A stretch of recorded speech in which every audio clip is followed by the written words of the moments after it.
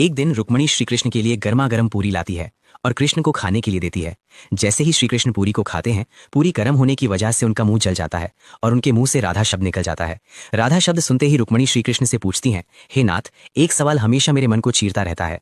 मैं आपकी अर्धांगिनी हूँ और मेरे अलावा भी आपकी बहुत सारी पत्नियां हैं, फिर आप सब कुछ में राधा का नाम ही क्यों लेते हैं? और राधा है कौन? ये तो आपकी किसी पत्नी में से भी नहीं है। फिर श्री कृष्ण कहते हैं कि अभिमान करने से पहले एक बार बरसाना जाकर राधा से मिलकर तो आओ।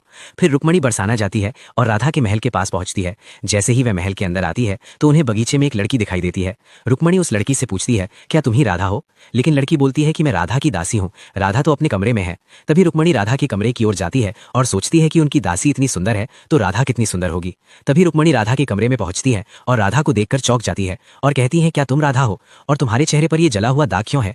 तभी राधा कहती है, किसी ने मेरी कृष्ण को गर्म चीजों से दाग दिया है। अगर उसे पीड़ा होती है तो मुझे भी उस पीड़ा को सहना पड़ता है, क्योंकि हम दोनों अलग नहीं, हमारे दो शरीर में एक ही प्राण है। अब रुक्मणी जी को समझ में आ गया कि क्यों कृष्णा हमेशा राधा रानी का नाम लेते हैं।